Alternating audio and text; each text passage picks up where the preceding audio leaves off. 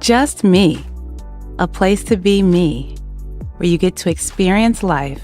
'Cause life is a journey, not a guided tour. If you want the rainbow, you have to go through the rain.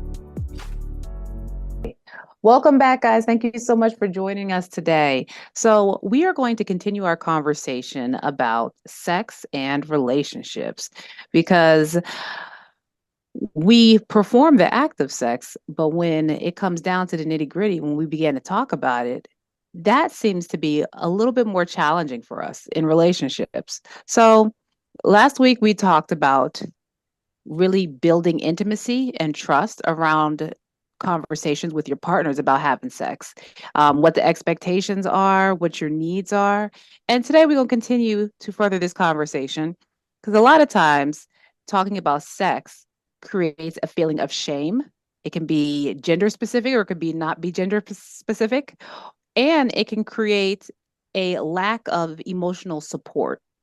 That was very interesting what you said on Miss Sasha. We always want to talk about sex and the act of sex. And like last week was like, let's talk about sex, baby.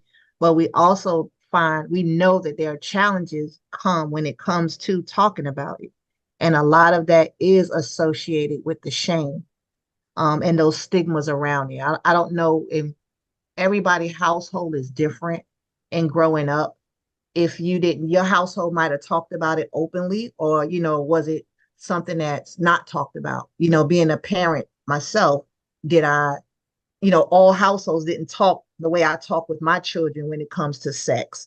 Um, so when you look at that approach, some difficulties can come because like mommy and daddy never tell me anything about it. So when it happens, how do I talk about it? Or some of the things that I might have done might feel shameful or embarrassing because of what maybe social media might influence that they have. So when when I when I work with couples or people in relationships that have an issue when it comes to sex, it usually goes back to, well, I don't talk about it because I'm shamed about it. Like I can't, like I like to turn the lights out and just do it. I can't talk about it. But when you're able to open up and really share how you feel about it, the experience itself becomes it's a more intimate experience, and you might find even more pleasure in just being having that freedom to have that discussion. And again, I think a lot of challenges come because it's not talked about in the homes as a child. So you just grow up with your own perceptions and how do I figure this thing out? And I don't want to share this because maybe I'm way out to the left, you know, with my partner, or if I say something, they might find that disgusting, culture wise, because they don't do that in that culture. You don't know, but so it's very important when you're in a relationship and sex is involved to make sure that you can have these type of conversations, the good, the bad, and the ugly. And if you find that you have those challenges in the actual questions like why, is it because of a that shame? Is it really shame? Is it because, or I don't know how my partner is going to receive it on that way. I think that is a great point as it relates to cultures and people not, in some cultures not talking about sex, especially at an early age. Mm-hmm. Because what happens as it relates to what you expressed, it's almost like if we don't talk about it, then it's left up to the world to tell us how sex is and how it should look. And then that's when social media and everyone's personal opinions come into play as it relates to how we look at sex and intimacy. And that can cause huge problems as it relates to that because it goes back to the expectations as it relates to, what, if we're having sex, does that mean we're together? Because Mm-hmm. what I see on social media and what I see, in entertainment, these people are having sex and some of it look like it's for commitment or some of it look like just for, play or having fun. So that can leave consumers torn as it relates to what the expectations are as it relates to the act. And like Miss Tracy said, if we don't know specifically what's going on or we're not addressing these concerns, then are we really being intimate? Because you can't, a lot of times people can't just give themselves in a situation or in an act like sex without knowing what it means when they're participating in it.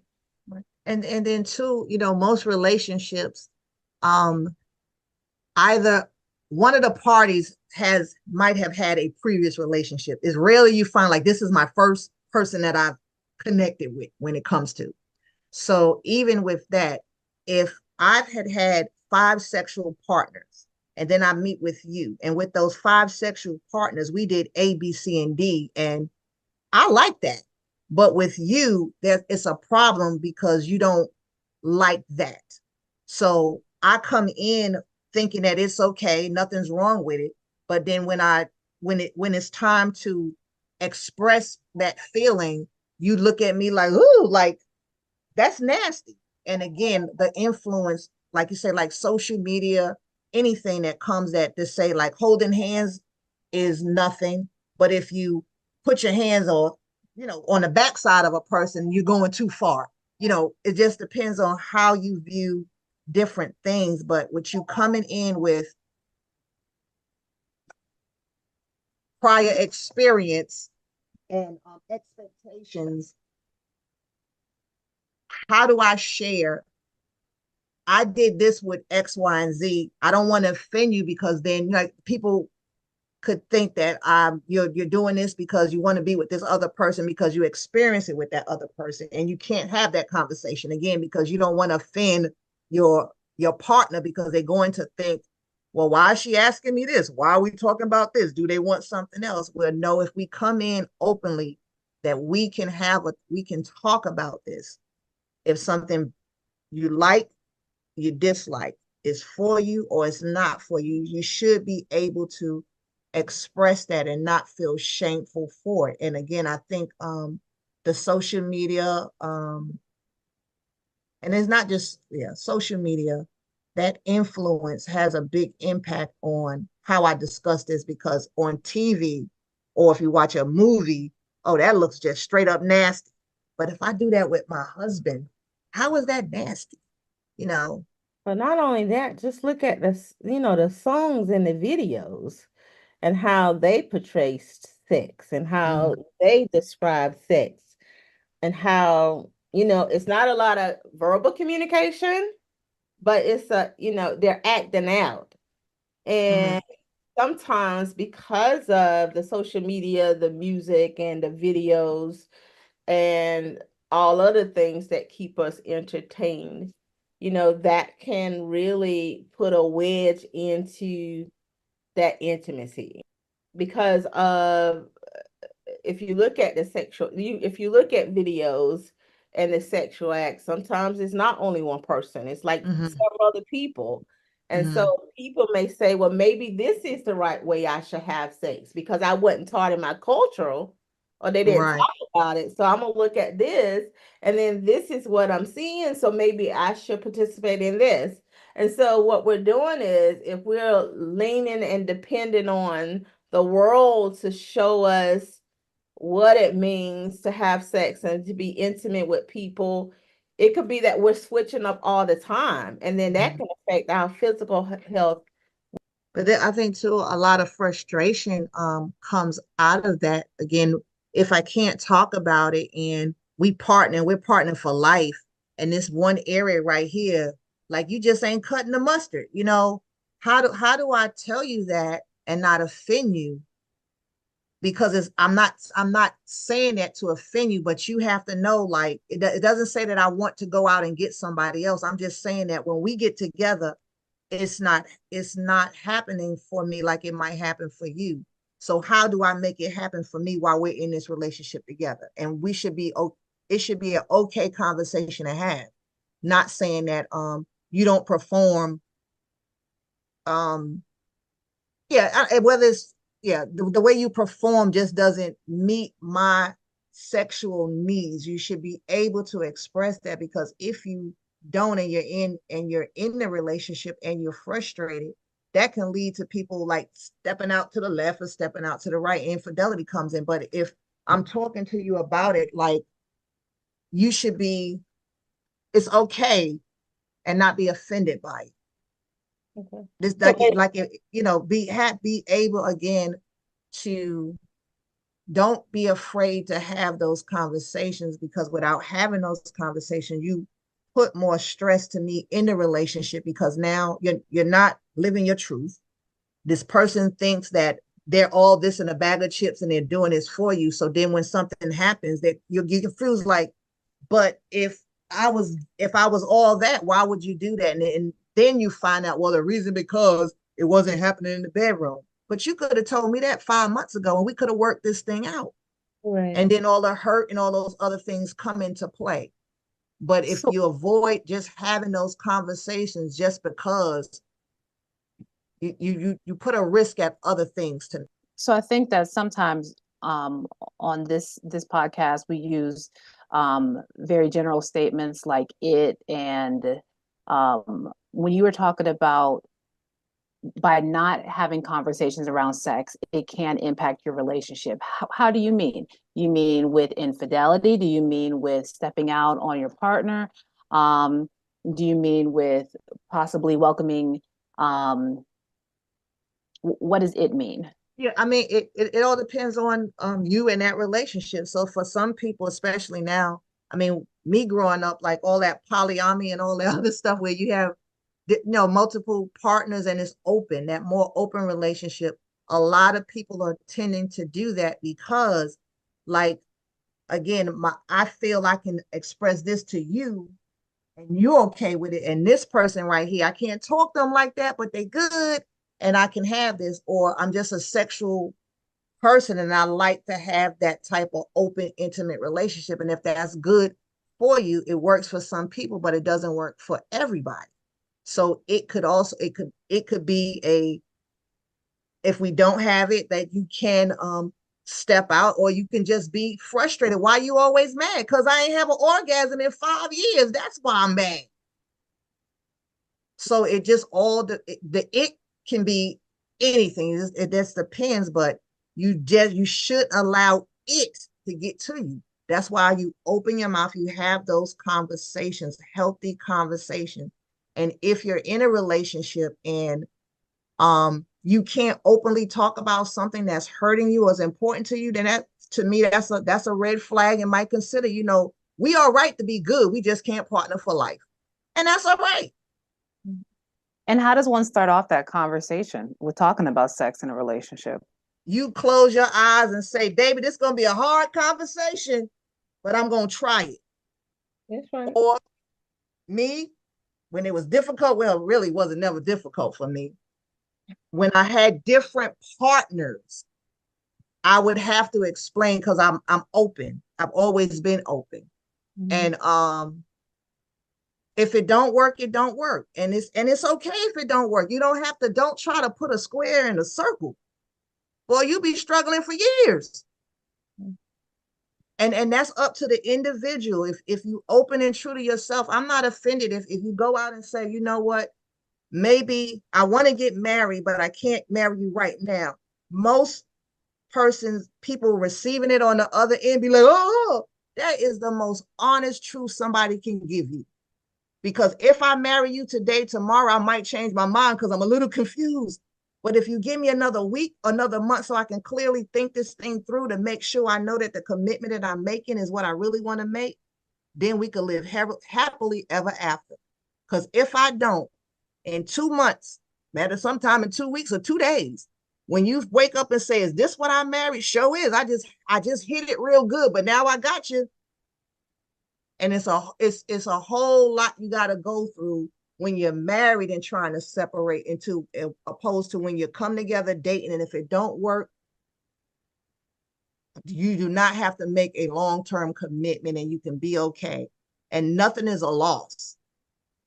You learn in every, you know what, now when I approach the next person, I can see this before I even think about, yep, this is him or this is her, because I'm looking for certain things. And if they don't answer those questions, or or show me any indication that, yep, sexually we can go, then it's okay. And I like the example that you gave in the last episode.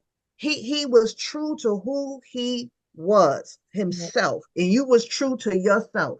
And when yourself and his self had these things that some things are negotiable, but not that one, it's okay. Okay. It was nice to meet you and know that there's somebody out there for you. It's just not me. Mm-hmm.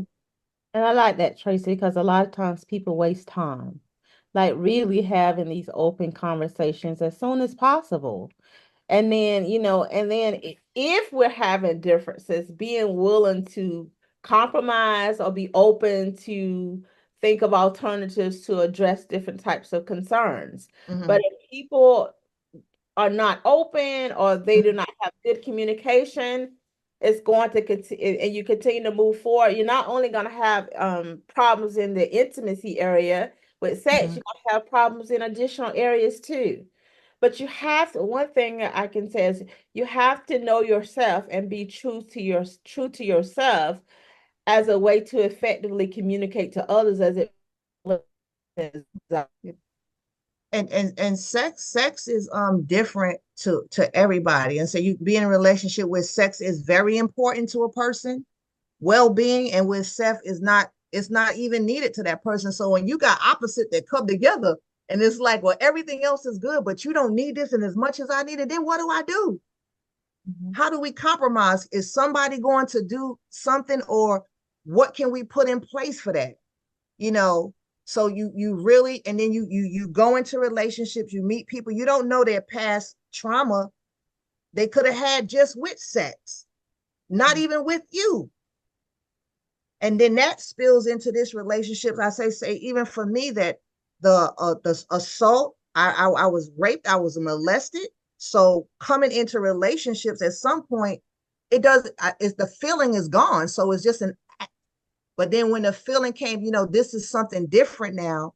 How do I separate knowing that I'm not hurting, I'm not a victim, but I'm trying to navigate into a relationship where sex is important, and it's not a bad thing, but coming out of again trauma, sex can get in your head that it's bad now. Mm-hmm. So how, and you still gotta try to manage those things. So again, when you're coming in, it's just important to to be open, because that is definitely an area in a relationship that is that affects a whole lot of the relationship. So again, if you're a sexual person, if you don't think sex matters, don't have sex for a whole week on purpose, and let your partner walk around just enticing you, doing whatever they can do, and see how you feel. Because you're going to be angry, you're going to be frustrated, be like, man. But then when you get to release yourself, it's a whole different feeling. And I know y'all looking at me like, Miss Tracy, you really saying some strong words, but it is our truth. That's right. Because men, and again, it's terminology, they call it blue balls. I don't have balls, so I don't know what color they turn, but I do know men say if I don't have it, the frustration that they feel and they have. And then once it get released, it's a whole different animal. But if they don't say something, what's wrong with you? Nothing, nothing, nothing. That light bulb came in your head. That person did not have sex in the last 2 days. Let me give them some. Give that person some and watch you going out to dinner. They want to do this. They washing cars, everything. So if you don't think it's important to express yourself, to let him know, like, or her know that these things are important, I'm not ashamed with my game. I can't be. And it's very important for my well-being that we talk about it and support me in those areas. If you can't, I won't like say cut the mustard, but you know what I mean. If that person is not meeting your sexual appetite to that area, you don't have to go out and step on them. Y'all can find creative ways so you can still find that pleasure that you are seeking without having sexual intercourse, because you can be intimate without sexual intercourse. All right, guys. Well, thank you so much for joining in and checking in with us today. And until next time, take care of yourself so that we can all take care of each other. Bye. Thank you so much for listening to Just Me Therapy podcast. If you are seeking further one-on-one diagnoses, interventions, and treatment plans, please consider scheduling an appointment with an individual counselor at Journeys Counseling Center, located in Greensboro, North Carolina. Journeys can be reached at 336-294-1349. The mission of Just Me Therapy podcast is to use authentic conversations to uplift one's mind, body, and soul. The goal of Just Me Therapy is to offer affordable education and insight to individuals who experience financial barriers to accessing individualized behavioral health care services. With that being said, the information, including opinions, advice, and recommendations discussed in this podcast, are intended for individual, informational, and educational purposes only. Such information is not intended to substitute the recommendations of your own licensed therapist or healthcare professional. Although we are licensed behavioral health professionals, we are not your licensed behavioral health professional. As a result, the advice mentioned on this podcast should not replace the recommendations offered by your own qualified health professional.